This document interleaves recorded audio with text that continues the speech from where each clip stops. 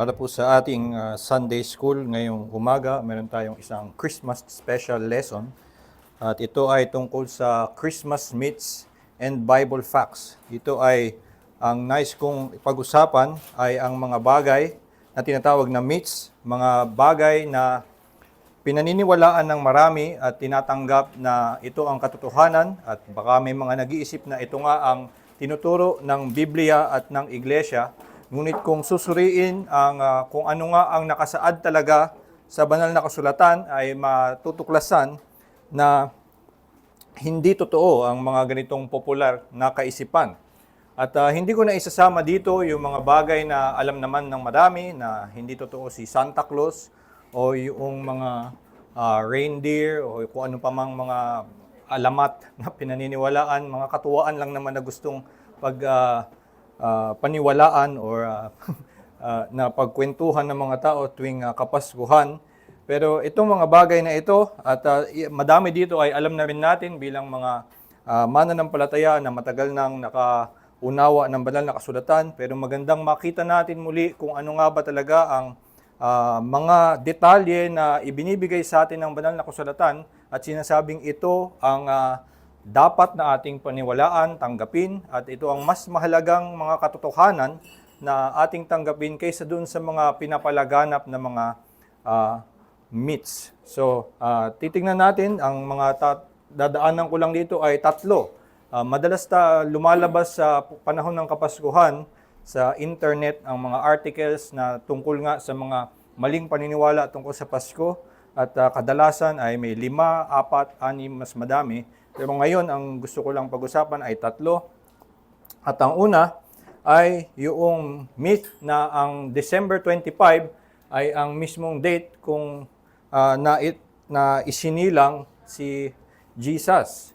Halimbawa, dito sa awit na God Rest You Merry Gentlemen, ay merong pagbabanggit na si Kristo daw ay pinanganak on Christmas Day.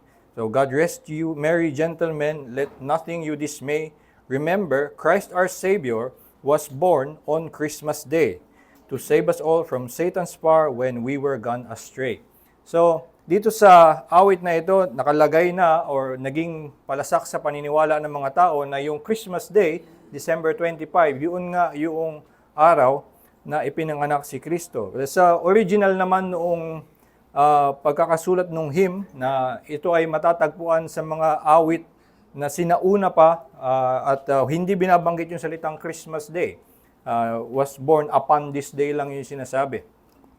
So, eventually, ginawa nilang on Christmas Day kasi nga may nagkaroon ng paniniwala na yun yung araw mismo na ipinanganak si Jesus. Saan ba nanggaling itong paniniwala na December 25 ang birthday ni Jesus? Sinasabi ni Michael Kruger sa isang article na ang title ay Think You Know the Christmas Story.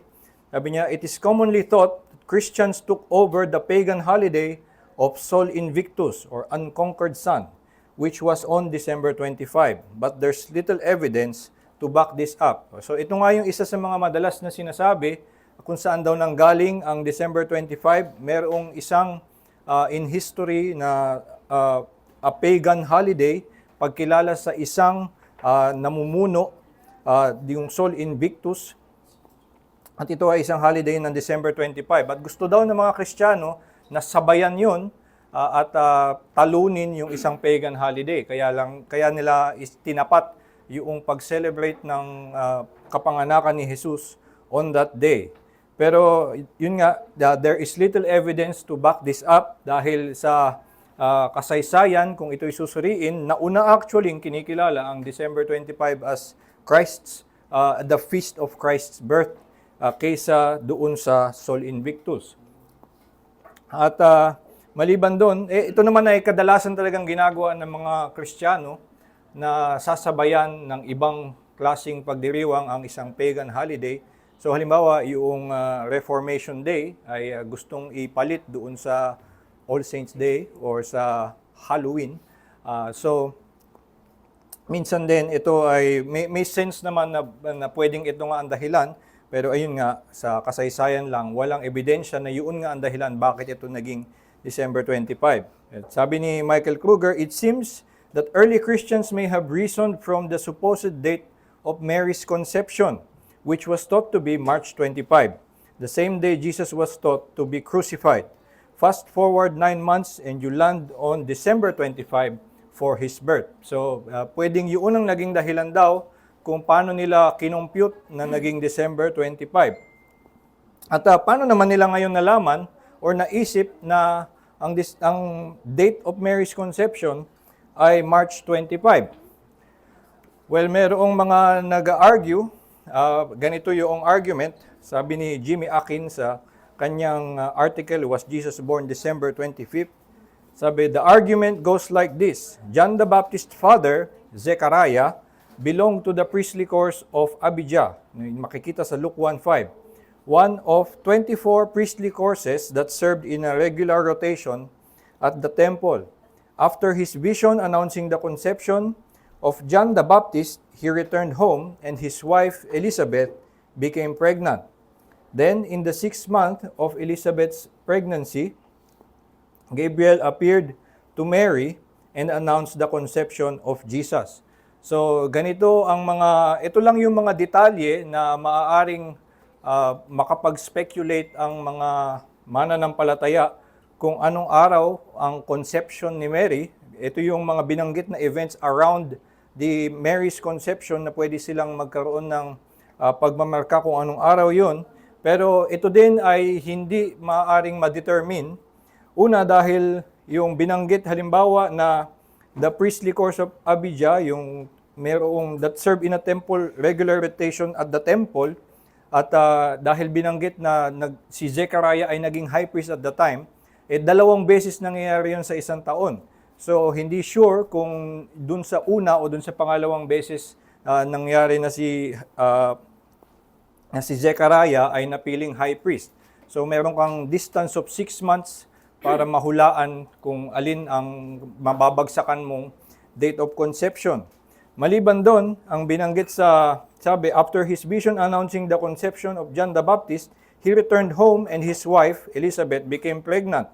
Pero kung babasahin nyo ngayon yung Luke 1:24, ay sinabi na noong naging pregnant si Elizabeth, ay nangyari ito after these days, nung pag-uwi niya. Hindi naman na pag-uwi niya mismo ay nag-conceive na agad si Elizabeth, pero nangyari ito kung hindi binibilang na araw na kung kailan ito nangyari. So again, hindi alam kung how long after John the Baptist itong si Zechariah ay umuwi, ay kung kailan nagdalang tao si Elizabeth. At itong sinasabi na in the 6th month of Elizabeth's pregnancy ay in-announce na yung conception kay Mary, nagpakita si Gabriel kay Mary, ay una nga dahil hindi mo naman nalaman kung kailan naging high priest si Zechariah, hindi mo alam kung kailan actually nagdalang tao si Elizabeth, so hindi rin ma-determine kung kailan yung 6th month. At muli, yung in-announce ni Gabriel doon kay Mary ay na that you will bear a son. So hindi naman din natin sigurado kung doon mismo sa araw na yon ay nagdalang tao si Mary pagkatas sabihin ng anghel sa kanya. So muli, isa na namang hindi katiyakan. Kaya hindi talaga madidetermine with exact date kung ano ang araw ng kapanganakan ni Jesus, given na ito na lahat ng detalye na pwede mong mahulaan yung date. Maliban doon, ay iba yung kalendaryo na ginagamit nila, iba din yung ugali ng mga tao nung panahon na yon sa birthday at sa pagbibilang ng edad. Halimbawa, sa paglabas ni Kristo para sa kanyang ministeryo, ang sinasabi lang ng gospel ay when he was about 30 years old. So, again, hindi man lang naging eksakto, hindi sila ganun ka-concerned to count exactly kung ilang taon na si Kristo, kung ilang birthday na niya ang dumaan, dahil hindi nga sila ganun mag-isip tulad natin ngayon na kailangan eksakto magbilang kung ilang taon ka na. So, sa lahat ng ito, makikita natin na walang kasiguraduhan at ang sinasabi lang sa atin, ito ang makikita natin sa Luke 2:8-11, in the same region where there were shepherds out in the field, keeping watch over their flock by night, and an angel of the Lord appeared to them, and the glory of the Lord shone around them, and they were filled with great fear.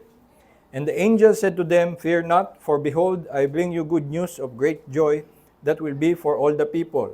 For unto you is born this day in the city of David a Savior, who is Christ the Lord. So ito na lang ang pinaka nagbanggit ng this day na parte nung balita nung anghel na ipagdiwang ng mga pastol na ipinanganak na ang kanilang tagapagligtas. Pero dito din, ang mas punto ng anghel ay na isinilang na ang kanilang tagapagligtas at ang kanilang tagapagligtas ay si Kristo ang Panginoon. Yun yung dapat na ipagdiwang ng mga pastol at hindi na tandaan nila kung anong araw yon at gawin nila ulit next year. So, dito natin makikita na yung sa Bible ay hindi ganun kabinigyan ng pagpapahalaga yung mismong date ng kapanganakan. At sa atin nga lang sa panahon natin ngayon, yung may ganitong pagpapahalaga sa mga birthday, nung panahon nila ay hindi talaga uso yung kapag birthday mo ay ikaw magkakaroon ng mga party, magkakaroon ng feast. At sa New Testament nga, binabanggit na iisa lang ang makikita nating birthday party at yun ay yung sa anak ni Herod. At doon sa birthday na yon, ang nangyari lang ay ipinapatay si John the Baptist. So, ang example natin ng birthday sa New Testament ay isang hindi magandang birthday party. Kaya makikita natin na may iba talaga dapat tayo sa pag-iisip tungkol sa pagbabasa lang natin ng detalye at iniisip natin na para pasayahin si Kristo sa araw na ito dahil birthday niya ay para hindi siya magtampo sa atin, alalahanin natin birthday niya. Parang ipinapasa lang natin yung mga iniisip natin tungkol sa ating sarili. Gusto natin, pag birthday natin ay may umaalala sa atin, may bumabati sa atin at magtatampo tayo kapag hindi tayo binabati. Inililipat natin yung mga iniisip natin tungkol sa ating sarili dito kay Kristo. At hindi naman ganoon. At maging sa, makikita nga natin sa New Testament, ay mas pinagdiriwang nila at inaalala nilang paulit-ulit ang kamatayan ni Jesucristo. Ito ang mas naging punto ng pangangaral at naging mas point of article ng pananampalataya ng iglesia. So, kung nakita natin sa example of the New Testament na hindi naman ganun kahalaga na alalahanin exactly what day yung pagkapanganak ni Kristo, ay hindi na rin dapat natin ipagpilitan na ito ay marka ng kabanalan o na pag inaalala or na marka ng walang pagpapahalaga kay Kristo kapag ikaw ay hindi nagdidiwang ng Pasko. So, ito yung unang myth na makikita natin at laganap sa atin, yung idea na yung December 25 ay yung araw ng kapanganakan. Siguro ang ilan pang mga pinaniniwalaan doon sa December 25, minsan yung mga Protestants o mga Evangelical ay laging ginagawang kontrabida yung mga Katoliko at iniisip na yung December 25 ay imbento ng Romano Katoliko ay hindi rin po totoo yun. So, noong mga 300 AD pa lamang ay meron ng pagdidiwang ng may pagkilala na ng kapanganakan ni Jesus ng December 25 at hindi pa nun established ang Roman Catholic Church as it is today. So, sina Augustine ay nagpo-promote ng pagkilala ng Christmas on that day. May nauna si Chrysostom ay yun din pinopromote niya, pero si Jerome, kasabay ni Chrysostom, ay ayaw na ipagdiwang ang Pasko. Yung mga mas maagang mga early church fathers, sina Irenaeus, ay hindi binabanggit at all ang pagdiriwang ng kapanganakan ni Jesus. Dito natin makikita nga na ito ay hindi makikita sa Bible mismo, kundi isang tradisyon na wala naman sigurong ganun ka mali about it, na magkaroon tayo ng time to remember the birth of Christ, remember the miracle of the incarnation, at yung ibig sabihin nun na may ganitong pag-ibig sa atin ang Ama na kanyang isinugo ang anak para sa ating kasalanan. Pero nga, yun, wag na natin gawing issue pa yung mismong date or yung kung saan ito nanggaling. So, itong sunod na myth ay tungkol sa three wise men. Yung three wise men, yung paniniwala, may lumabas dito na virus, daw. Pero, ayun. So, sa three wise men, yung paniniwala ay na noong kapanganakan ni Jesus, may dumalaw na three wise men, sa iba, three kings pa nga yun, at may pangalan pa sila, yung tatlong hari. Halimbawa, dito sa kantang Ang Pasko ay Sumapit, sabi ng si Kristo'y isilang, may tatlong haring nagsidalaw, at ang bawat isa ay nagsipaghandog ng tanging alay. At meron ding isa pang awit, noong pang 1823, yung kantang We Three Kings, yung pa talaga yung naging title, We Three Kings. Sabi, We Three Kings of Orient are, bearing gifts we traverse afar, field and fountain, moor and mountain, following yonder star. Nung ako'y lumalaki, meron kaming mas biblical na version nung noong Ang Pasko ay Sumapit, may mga pantas na nagsidalaw. Yun. So, yun yung caroling namin noon ay pinalitan at least ay na hindi tatlong hari at hindi rin tatlong pantas kasi hindi naman alam kung ilan ba sila. So, may mga pantas na nagsidalaw. Pero ito nga ang laganap sa ating kaisipan, merong three kings, tatlo silang hari, or tatlong, at minsan iniisip na hindi nga hari, sinabi lang naman ay wise men, pero binibilang pa din na tatlo. So, doon din sa kantang The First Noel, then entered in those wise men three, full reverently upon their knee, and offered there in his presence their gold and myrrh and frankincense. So dito nga ay meron pang paglaganap ng kaisipan na may wise men na tatlo. Pero kung titingnan nga natin ang mismong kinukwento sa Bible narrative, dito sa Matthew chapter 2 verse 1, ang sinasabi lang tungkol sa wise men, now after Jesus was born in Bethlehem of Judea, in the days of Herod the king, behold, wise men from the east came to Jerusalem. So yun lang ang sinabi, hindi sinabi kung ilan, sinabi lang wise men from the east. At matagal na itong nakita ng mga taong nagbabasa ng Biblia, kahit sa mga sinaunang komentaryo ay binabanggit na may laganap na kaisipan na tatlo sila, pero wala namang sinasabing gano'n. So halimbawa si John Calvin na nagsusulat ng mga 1500s, may commentary dito, na binabanggit na may mga nagsasabi na yung wise men ay tatlong hari, pero wala nga tayong makita, at may binanggit siya ng mga sinaunang komentaryo na nagsasabi 14 daw yung wise men. Pero again, wala din namang ang sinasabi kung ilan. At maliban pa doon yung wise men na pagkakaunawa, minsan nga ay binibigyan sila ng kapurihan dahil nga doon kasi nilang title na wise men, parang maganda, sila ay pinupuri, sila ay mga madudunong at sila ay exemplars to us na sila ay nakilala ang Panginoon dahil sa kanilang dunong. Pero kung titignan nga kung anong ibig sabihin dito ng salitang wise men, sabi ni Greg Lanier sa kanyang article na We Three Kings of Orient Aren't. Sabi niya sa kanyang article, the traditional wise men or kings are not found in Matthew's account either. He simply calls them magi, from the Greek magos. At itong salitang ito, sabi, Philo uses magos for the Egyptian sorcerers of Exodus 7. Josephus uses it for dream interpreters. In the Greek of Daniel 2, magoi appear with the Babylonian enchanters, and wise men consulted by Nebuchadnezzar to interpret his dream. Dun sa Acts 13:6-8, ito ay dinidescribe daw si Bar Jesus or si Elimas as a magos. So some believed magoi legitimately possessed supernatural abilities, others deemed them charlatans.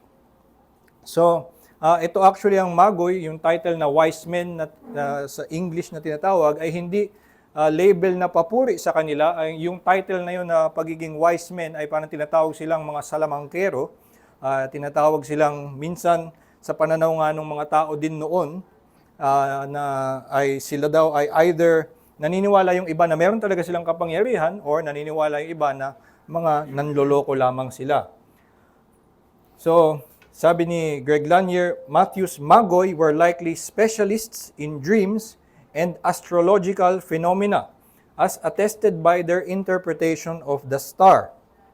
They were wise men only in a secular sense, and it's unlikely that they were real kings. So, iyon yung makikita natin sa Bible about what is said about them. Yung pagiging wise men nila, hindi sila kings, at yung pagiging wise nila ay hindi a badge of honor, kundi a title given to sorcerers, or in this case, probably ang tinutukoy dito mga astrologers na tumitingin sa bituin at naniniwala na doon ay mahuhulaan nila ang hinaharap. So, itong Magoy, mga Magay, mga three wise men ay mga hindi mananampalataya, probably sumasamba din sa kung anong Diyos-Diyosan, at may nakita silang bituin na kakaiba, at dahil madami silang mga pinaniniwala ang mga iba-ibang bagay, ay nakita nila ito na ibig sabihin may isinilang na hari. At dahil dun sa kanilang nakita, ay hinanap nila yung hari na yon. Ang nangyari nga sa gabay ng Panginoon, ay sila'y nadala doon mismo kay Jesus. Pero hindi ito pag-approve sa kanilang ginagawang astrology or sa kanilang superstition na tumingin sa bituin at maniwala sa kung anumang pwedeng makita sa kalangitan para masabi kung anong mangyayari sa hinaharap. Pero nagpapakita nga ito na itong mga taong hindi sumasamba sa Diyos at baka nga sumasamba pa sa Diyos-Diyosan at sumasampalataya sa kung anong mga bagay, ay inabot ng Diyos upang ipakilala sa kanila ang Panginoong Jesus. So, saan ba nanggaling na sila'y tatlo? Probably, the traditional belief that there were three wise men is a development based on the gifts of gold, frankincense, and myrrh recorded in Matthew 2:11. So doon kasi sa Matthew 2:11 may binanggit na tatlong gifts, at yun nga, inisip na lang na bawat isa ay may dalang isang regalo, kaya ginawa silang tatlo. So, saan naman nanggaling na sila ay hari? Sabi ni John Sorensen, the identification of the wise men as kings may have developed from a reading of Psalm 72 that says, "May all kings fall down before him, all nations serve him." So, pwedeng nanggaling din sa Biblia na iniisip nilang dahil nga sabi sa Psalm 72 ay luluhod ang mga hari sa kanya, ay ginawa na ding hari yung mga lumuhod kay Kristo nung kanyang kapanganakan. Pero yun nga, kapag titignan natin, hindi naman sinabi na sila yung mga hari. At actually, napaka-improbable nga nun. Pwede naman na maging hari or na maging astrologer ang mga hari. Pero ang mangyayari nga nun, kung may dumalaw nga ng mga hari, ang mga hari ay hindi nagta-travel ng malayo, ng mag-isa. So, sasama yan ng may madaming guard. Kung tatlo silang hari, dapat may tig-isa silang kingdom. Hindi naman nag-share ng kingdom ang mga hari. So, ba't sila magkakasama? Hindi natin alam kung lahat sila nga ay mga hari. So, minsan, kaya sila pinaniniwala ang hari, kaya maganda para sa atin, or may nagkakaroon ng magandang mensahe para sa atin isipin na may mga haring lumuhod kay Kristo, ay dahil maganda yung image na itong si Kristo na ipinanganak sa isang humble na place, in a very simple manner, ipinanganak si Jesus. At maganda yung drama na merong mga hari na dumalaw doon kahit na hindi magarbo yung lugar, at sila'y lumuhod doon sa hindi naman kilalang sanggol. At para sa atin yun ay nagtataas kay Kristo. Pero kung hindi nga yun sinasabi ng Biblia, hindi dapat tayo mag-imbento ng pampaganda doon sa kwento, para lang mas ma-inspire tayo dun sa pangyayari. Ang mensahe nga na makukuha natin, kung titignan natin sa Matthew chapter 2, verse 1 to 5, ay sabi, "For we saw his star when it rose, and have come to worship him." So ito yung ginawa ng mga Magi, at ito yung dito natin makikita kung bakit ba kinukwento ni Mateo na merong mga pantas na dumalaw kay Kristo. Nakita nila yung isang bituin when it rose, at hinanap nila ngayon kung para saan yun. So, ang nangyari nga ay yung star ay dahil ang probably na source ng kanilang paniniwala nung nakakita silang star ay yung isang prophecy ni Balaam na makikita sa Numbers 23-24 yata. Yung isang prophecy na nandun na mayroong star na sumisimbolo sa kapanganakan ng isang hari. So ang ginawa ng mga pantas ay pumunta sila sa Jerusalem at pinuntahan nila yung hari doon. So at hinahanap nila sino yung pinanganak na hari kasi gusto nilang sumamba sa kanya. So yun yung nangyari doon sa mga Magi. At sabi, Herod the king heard this, he was troubled, and all Jerusalem with him. And assembling all the chief priests and the scribes of the people, he inquired of them where the Christ was to be born. They told him, in Bethlehem of Judea, for so it is written by the prophet. So makikita natin dito, ang nangyari pa ay, ang mga nakakita ng bituin, ay itong mga hindi naman sumasampalataya doon sa Old Testament scriptures. At ang isa pang pangyayari, yung hari na nandoon ayaw tanggapin na ipinanganak na si Kristo, kaya nagtanong siya doon sa mga chief priests at mga scribes, at kung alam natin yung kwento, ay gusto niyang hanapin ngayon yung sinilang na Kristo para siya'y patayin. At hinanap niya itong chief priests at scribes, mga eksperto sa Old Testament, at maging sila ay walang pakialam nung may nagbalita na sa kanila na mga pantas na lumabas na nga yung bituin, itong mga mismong supposedly sila yung tagasunod ng lumang tipan ay walang pakialam na isinilang na yung Kristo na hinihintay nila. So, sabi ni Greg Lanier, "The wonder of Christmas then is that pagan astrologer magician types are transformed to worship the incarnate divine Son through reading and responding to the ancient words of a pagan seer. Indeed, this is good news for lost sinners of all kinds throughout the world." So ito nga ay, ang mensahe ay hindi na nakamangha-mangha si Kristo dahil may mga sobrang kagalang-galang na tao na dumalaw sa kanya sa kanyang sabsaban at lumuhod sa kanya, kundi merong mga taong hindi karapat-dapat na makakilala sa Panginoon dahil sila'y sumasamba sa Diyos-Diyosan, sila'y naniniwala sa astrology at kung ano pang mga superstition, pero sila ang inabot ng Diyos, at yung pang mga mismong mga religious people ay hindi naniwala na nandoon na si Kristo, at nagpapakita nga na ito ay isang mabuting balita na sila mismo ay ang inaabot ng Panginoon. So makikita nga doon sa narrative ni Matthew na sa buong buhay din ni Kristo ay hindi siya tinatanggap ng Israel, ng mga Hudyo, ng mga experts sa kanilang scriptures, at ang tumanggap pa, ang unang kumilala sa kanya ay mga Gentile. At ito rin ay parang isang pasilip na si Kristo ay magiging tagapagligtas hindi lang ng Israel, kundi ng buong mundo. So ito yung pangalawang myth, yung myth ng three wise men, at kung paanong ano ang silbi nila or ano yung silbi ng kanilang kwento para sa inspiration ng Christmas story. Yung iba pa sigurong mga tinatanong, ano yung bituin? Paano nangyaring sa karaniwang mga nativity scene o mga picture, mayroong bituin na nasa ibabaw ng bahay kung saan yung pagkakasilang ni Kristo.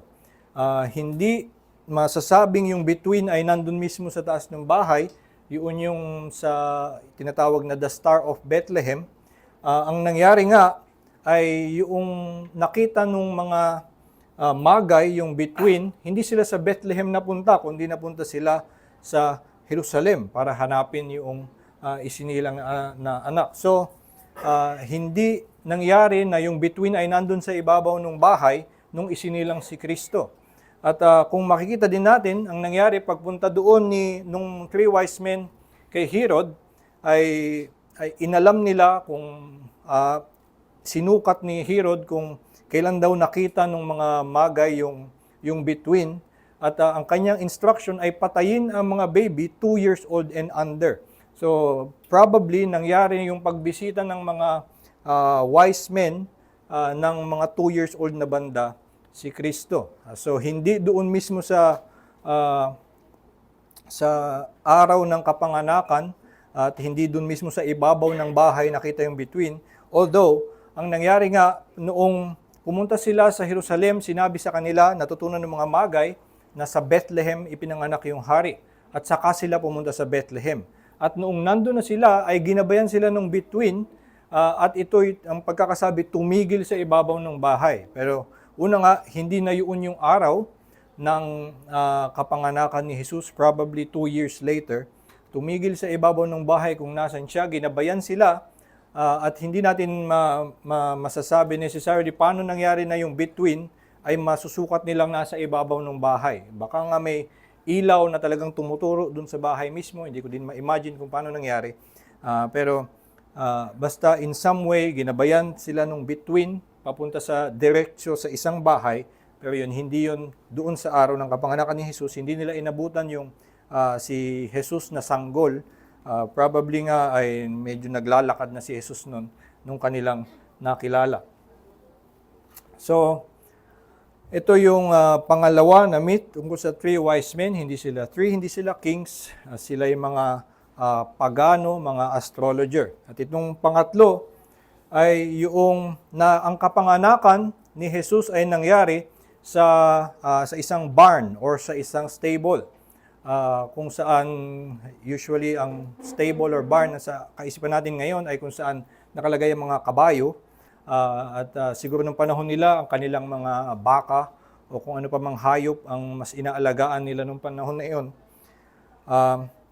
Makikita natin ito maging sa mga pinakamagaling na teologo ay kanilang tinanggap nila yung ganoong pag-unawa na si Kristo, ang kanyang kapanganakan ay nasa isang stable or barn. Halimbawa, si Jonathan Edwards, dito sa A History of the Work of Redemption, binanggit niya, he was born in the town of Bethlehem as was foretold, and there was a very remarkable providence of God to bring about the fulfillment of this prophecy.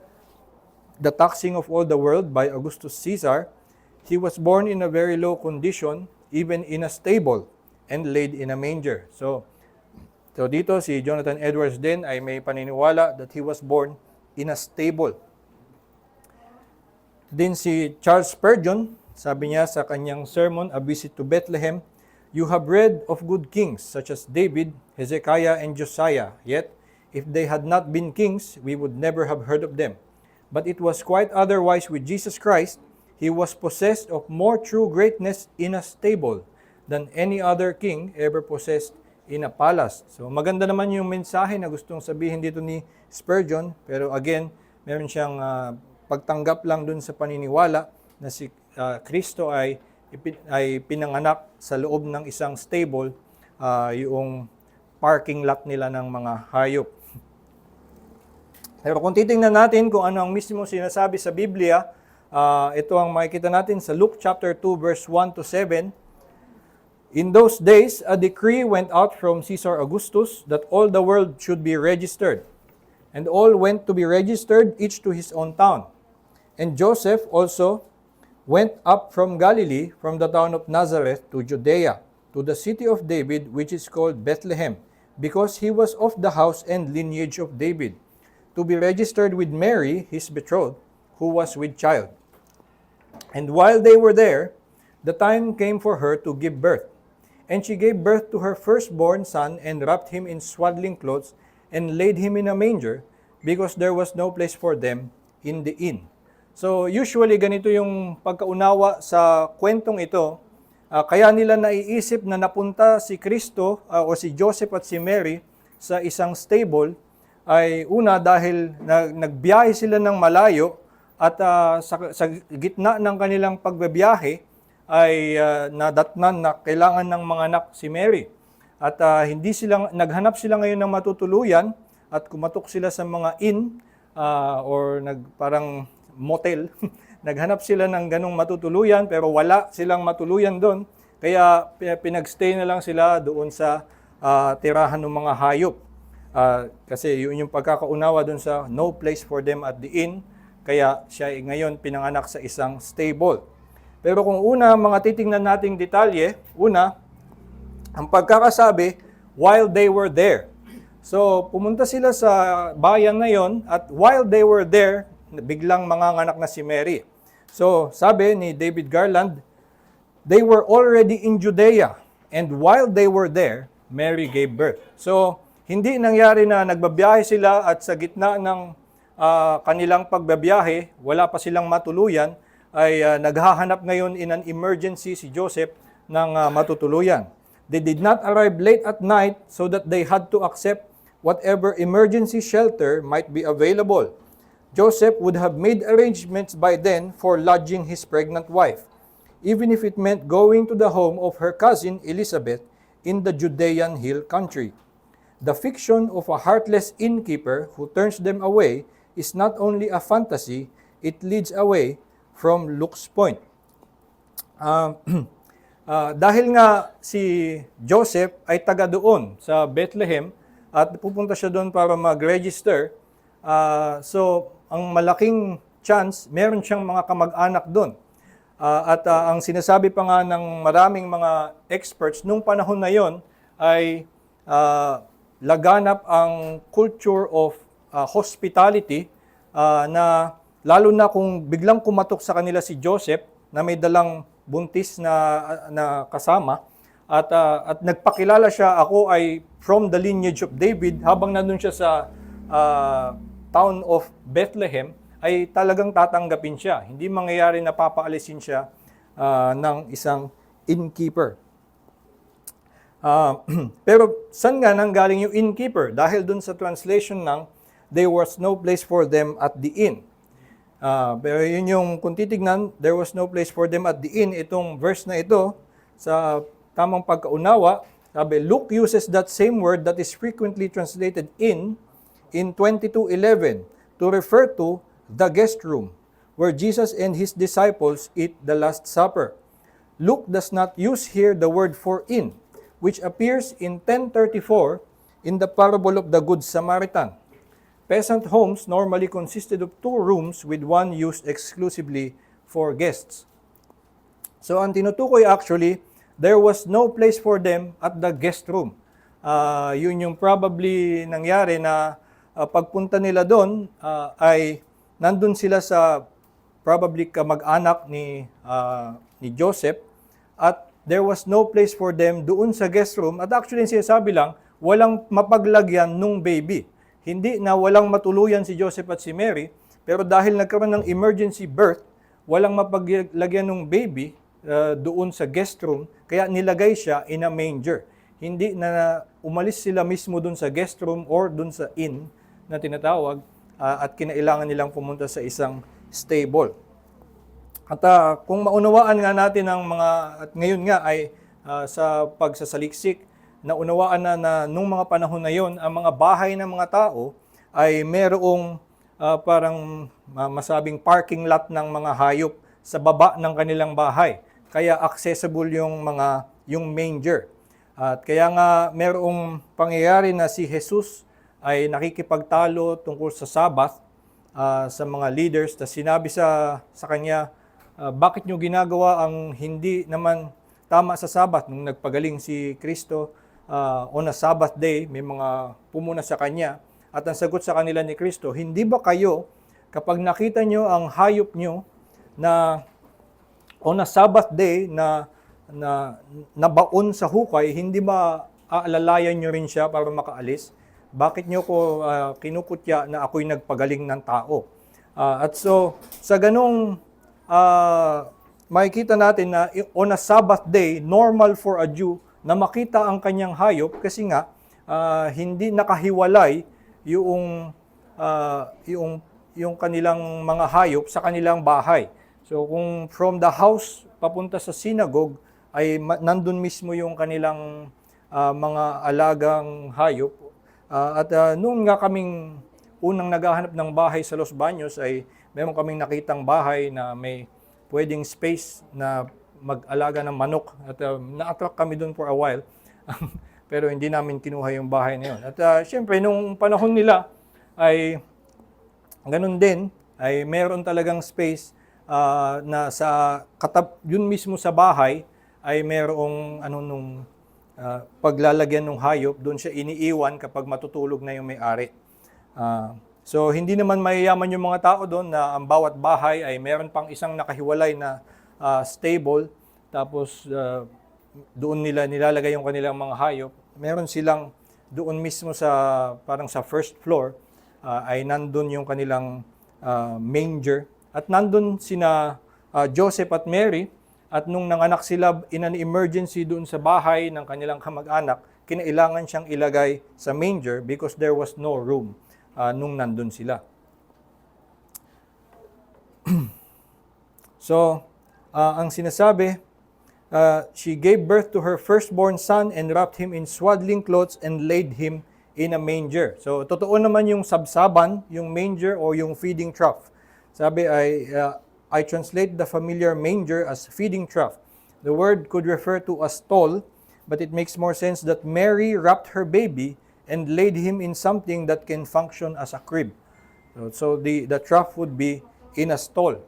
At ang pinaka-sense noong pangyayari na yon, na kakaiba, pinanganak si Kristo doon sa bahay, probably na kamag-anak ni Joseph, pero walang room, kaya kumuha sila ng makeshift crib.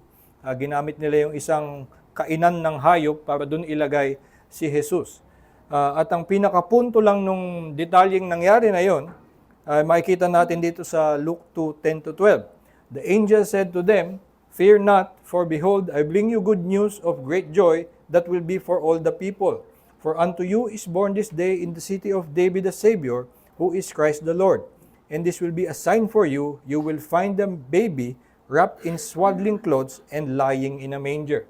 So, yun yung pinaka-significance noong detalye na si Kristo ay inilagay sa sabsaban, na ito ay naging tanda para dun sa mga pastol para makilala nila kung sino si Jesus. Dun sa araw na yon ay mahahanap nila ang isang baby na by some miraculous providence, ay merong baby na nakalagay sa isang sabsaban, isang very unordinary thing to happen.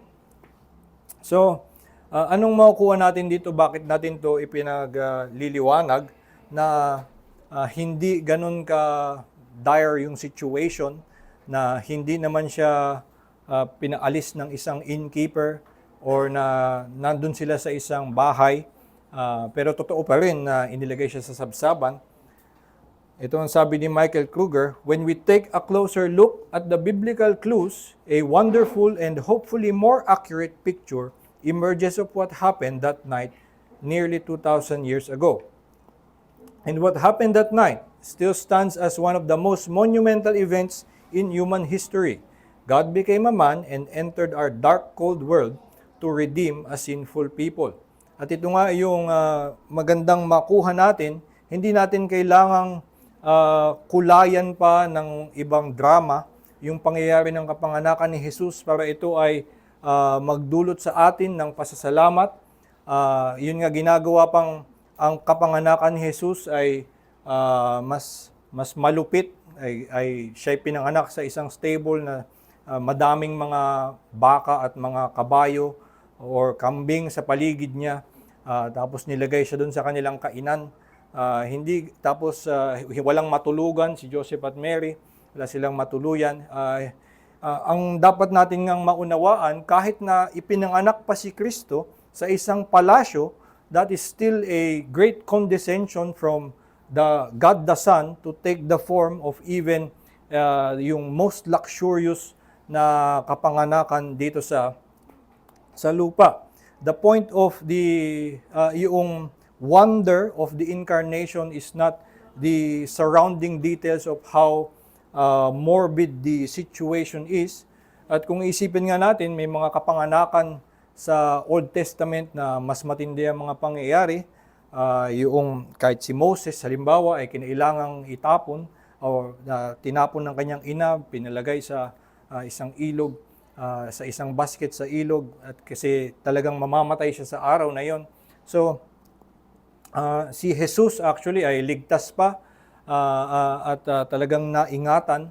So, yung ngang humiliation of Jesus Christ ay simula pa lang yung kanyang kapanganakan. At yung pagkapanganak niya, pababa pa siya ng pababa hanggang sa kanyang kamatayan. So kahit na magsimula pa siya sa pinakamayamang bahay, dun siya ipinanganak, ay hindi ito material to the point that God became man to save sinners. At sana nga ay makuha natin yung punto na kahit hindi na natin dagdagan pa yung mga tunay na pangyayari na inilalahad sa atin ng Biblia tungkol sa kapanganakan ni Jesus, ang mensahe ng Ebanghelyo ay nandyan pa rin na dapat tayong maging mapagpasalamat na si Kristo ay naparito para tayo ay iligtas. So, yun lamang ang ating lesson. Meron pa ba kayong mga tanong? Yes po. May two questions lang ako. My first question is, ano ba yung moral nito yung mag-celebrate ng Christmas, yung mga dates? Meron ba itong moral issue? Kasi as we define moral, it is relating to principles of right and wrong in behavior or conforming to a standard of right behavior. So pag i-apply natin yung moral dito sa lecture nyo, meron bang moral yan? Yung issue ng moral doon sa yung ni-lecture mo, yung story na yan. Okay, in the Bible, meron, I think, decisive word that says yung observance of days is not a moral issue. So, sinabi yan, Hindi siya moral issue. ang observance of any days, except the Sabbath, which is part of the moral law. Pero yung other feasts, so binanggit sa Romans 14, may binanggit na yung merong nag-observe ng days while others consider all days alike. So sinabi mismo doon ni Pablo na that is not the essence of the kingdom of God. Hindi tungkol diyan ang kaharian ng Diyos. May ganun ding sinasabi sa Colossians 2:16, let no one judge you in matters of eating and drinking or in regard to a feast or festivals or Sabbaths. Iba yun sa the Sabbath day. Okay, Sabbaths, ibig yun sa Colossians 2:16 ay yung Old Testament ceremonial days. So, merong mga ganitong words, meron din sa Galatians noon na nagalit pa si Pablo, you observe days and months and years. I am afraid that I may have labored over you in vain. So, yung pag-observe ng araw as something moral ay denounced by Paul in all those letters. So hindi siya dapat maging moral issue, pero sinabi nga din sa Romans 14 ay mayroong liberty to consider the days na pwede mo siyang i-uphold pero hindi as a matter of conscience. Yun yung difference lang na binibigay sa Romans 14. Hindi dapat ito panghusga ng kahit sino or pangtaas ng sarili. So hindi siya moral, merong liberty to observe it or not. May second question. Based sa title nung lecture nyo, The Myth. Christmas myth. So, ang definition kasi ng myth sa dictionary, an unfounded or false notion, no? A person or a thing having only an imaginary or unverifiable existence. Lahat ba yan imaginary lang? Well, yun nga pong sa definition na sinabi nyo, myths nga ay unfounded. Unfounded. Opo, wala silang actual basis in fact. Okay. At itong yung December 25 ang kapanganakan, that is unfounded. yung tatlo yung hari or wise men, that is also an unfounded fact. Hindi siya, walang pundasyon. And also na yung stable yung kapanganakan ni Kristo, well, meron siyang pinagbasihan pero mali ang pagkakaunawa. So, in a way, ang point lang ay na hindi sila mga totoo, hindi sila makakabit dun sa kanilang pundasyon. So, matatawag silang myths in that sense. Pero kung hanapin nga natin kung ano yung tinuturo ng Biblia, may pagtatama naman. At yung tinuturo sa atin ng Biblia ay sapat naman para sa ating pananampalataya at pasasalamat. So, kung unfounded siya, my question is, why not remove all these hymns pertaining to such story na kinakanta natin? Kung unfounded naman siya talaga. Well, yun naman po, yung We Three Kings, at least I yung think We hindi Three naman Kings, natin kinakanta. Opo. Siguro yung madami namang ginagawa naman nga po natin yan na yung mga awit hindi lang tungkol sa Christmas, kapag merong linya or sinasabi na questionable ay binabago. Merong tayo din pinipili natin kung anong Christmas hymns na kakantahin. So halimbawa yung Hark the Herald, pang biblical naman. Siguro may mga questionable sa sinasabing Silent Night, kung silent ba talaga yun. O merong kanta si Martin Luther para sa Christmas na hindi daw umiyak si Christ nung kanyang kapanganakan. So, hindi rin alam yun. Kasi tahimik daw yung baby kasi nga wala daw siyang kasalanan. So, sa kanyang pagkakaunawa ay hindi siya iiyak. So may mga ganong klaseng paniniwala. Pero, ayan, kine-question din naman po talaga yan at inaalis yung mga ganyang linya or yung mga buong kanta mismo kapag hindi sila biblical. Madami pa ibang ganyan. So, halimbawa, yung kantang Let There Be Peace on Earth, isang popular na minsan kanta sa mga iglesia, pero walang kinalaman sa Diyos, kay Kristo. Sabi lang, let there be peace on earth, let it begin with me. Pero, not at all religious, so hindi natin kinakanta. So, ibig sabihin, hindi natin kakantahin yan, yung mga bagay na yon which is unfounded. Opo. Opo. Unbiblical. Question pa? Meron ba po? Ako, Brother A. Since familiar naman na sa atin yung mga facts na to, ang question ko lang bilang isang Reformed Baptist, anong mga babantayan natin with regards sa celebration ng Christmas? Kasi bahagi ito ng kultura natin, tradition. So ano ba yung mga babantayan natin upang sa gayon hindi tayo yung masway doon sa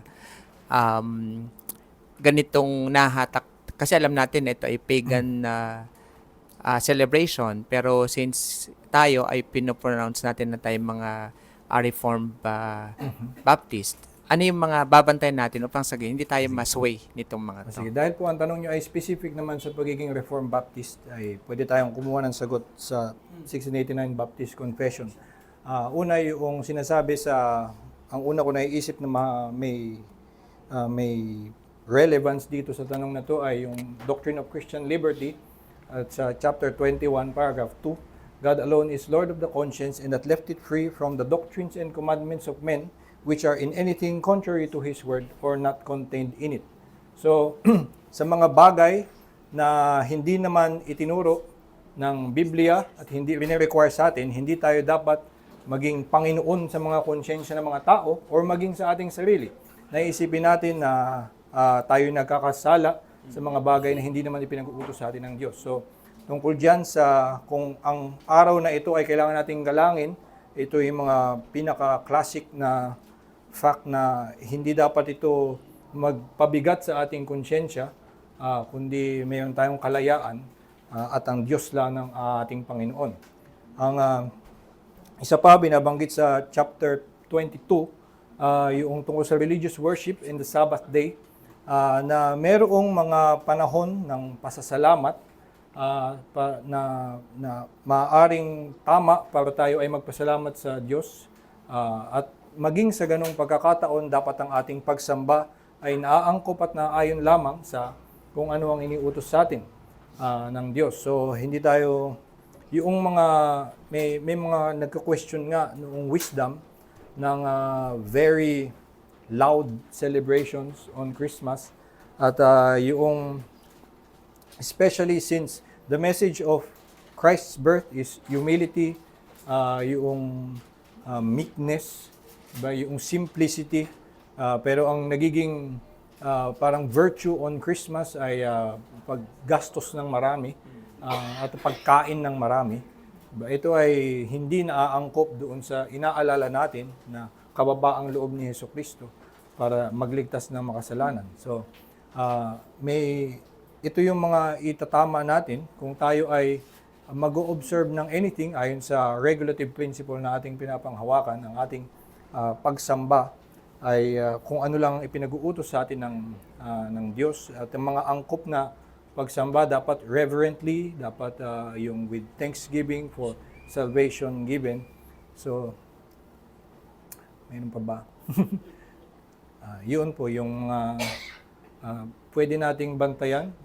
Siguro yung iba na madami naman in the Reformed tradition, mga Lutherans ay mahal na mahal ang kanilang mga Christmas tree, yung mga Anglicans din. May ganitong mga pagkakaiba na yung celebration around it, pero may question tayo as Reformed also kung maganda ba yung idea na to stand around the Christmas tree and pray. Baka parang nakakaano yun. Or yung ano din, ang mga iba pa pala tuwing Christmas na madalas mangyari ay ang paglaganap ng mga imahe ni Kristo. Ayun. Ito ay isang bagay na i-reject din natin as Reformed Baptist na hindi lawful for anyone na si Kristo ay gawa ng imahe, pati yung baby Jesus or yung mga pictures ng stories. Sa Second Helvetic Confession, binanggit yon na sinasabi na dahil naparito daw si Jesus ay pwede na siyang gawan ng imahe. Pero sabi nga mismo ni Kristo, I did not come to abolish the law, but to fulfill it. But the law says, you shall not make a graven image. So, kung ang pagpaparito ni Kristo ay hindi pagsira ng batas, hindi nabali yung batas na hindi pa rin pwedeng gumawa ng imahe niya dahil sa kanyang pagpaparito. So, isa yun sa mga yung babantayan natin, mga naging imahe ni Kristo or yung pag-extol masyado sa baby Jesus, nangyayari din yan. So, ito yung mga reject natin in our Reformed conviction. Thank you. So, sige po, last na. May mga ibang mga kapwa natin mananampalataya, sinasabi nila kapag tayo ay nagse-celebrate nitong Christmas season na to, holiday, tayo daw ay pagan na rin. So, paano masasabing na ang Reformed, especially tayo, ang Reformed Baptist ay hindi paganistic kahit pa tayo, may ilan sa atin dito ay nagse-celebrate nitong Christmas season na o holiday na ito. Una po, yung ganyang akusasyon ay nagmumula dun sa assumption na yung Christmas holiday ay based lang dun sa Sol Invictus or dun sa Saturnalia, hindi ko binanggit. Pero yung idea na ito ay nag-originate from pagan origins, tapos kapag ginagawa din ng mga Christian, ay mali. So, pinag-usapan namin natin na hindi naman totoo yun, na doon nang galing ang Christmas. But maliban doon, may hindi necessarily na kapag ikaw ay inalala mo si Kristo on Christmas Day, ikaw ay napasa ilalim sa paganong espiritu. Binabanggit yan sa Galatians na you are being subject to the elementary spirits of the world. At tinutukoy nga niya yung mga taga-Galatia na gustong mag-observe ng days and weeks. At sinabi niya na sila daw ay nagpapasailalim na naman sa elemental spirits of the world. Pero ang pagkakaiba noon ay sila ay naniwala talaga na kapag hindi nila ito ginawa, ito ay mali at may pagkukulang sa kanilang pananampalataya, may pagkukulang sa kanilang kaligtasan at hindi sila katanggap-tanggap sa harap ng Diyos. So, ang Siguro in terms of the confession, ang sinasabi sa dun sa chapter 21 paragraph 2 ay to obey to believe these doctrines or obey these commands out of conscience, yun yung to betray Christian liberty. Ang hindi dahil ginawa mo yung Christmas or on Christmas Day nag-reflect ka on incarnation in a biblical way, ikaw ay nagiging pagan. Pero kung ikaw ay nagpasailalim dun sa holiday at iniisip mo na kapag di ko to ginawa, masama akong tao or na makakancel ang aking justification, na ganun ang naging direction ng mga taga-Galatia, kaya sila sinasabing nagpapasailalim sila sa elemental spirits of the world. Kasi iniisip nila na nasa ilalim na naman sila ng batas ng mundo, gayong tinanggap na sila ng Diyos sa kanyang biyaya.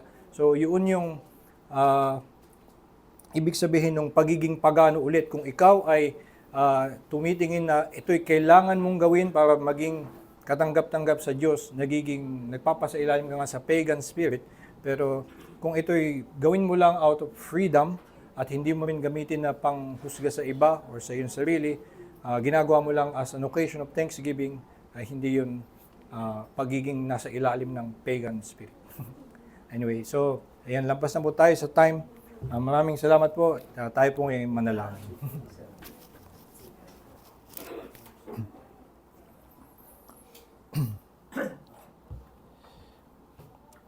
Manaming Diyos, kami nagpapasalamat sa pagkakataong ito na aming pag-aaral ng inyong salita.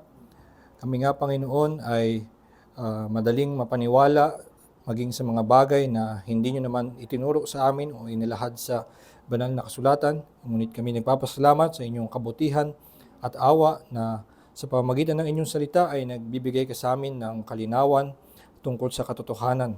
Nawa nga, Panginoon, ay buksan nyo ang aming puso na manampalataya na ang nilalahad nyo sa amin ay sapat na at makita nga namin na maging ang simpleng kwento ng katotohanan na tinuturo nyo sa amin ay sapat na upang makita namin kung gaano kamangha-mangha ang ginawa mo na pinadala mo ang iyong anak para ang kaming mga makasalanan ay maligtas kung kami sasampalataya sa Kanya at sa inyong pangako ng biyaya. Nawa nga, Panginoon, huwag kaming malihis mula sa katotohanan at maituon nga ang aming pansin na makilala ang kaluwalhatian ng inyong biyaya sa mukha ni Hesukristo, na hindi na namin kailangan pang dagdagan ng aming sariling mga palamuti, kundi ang payak na pagpapakilala ng banal na kasulatan ay siyang pinakamaluwalhati na pagpapaliwanag ng inyong biyaya.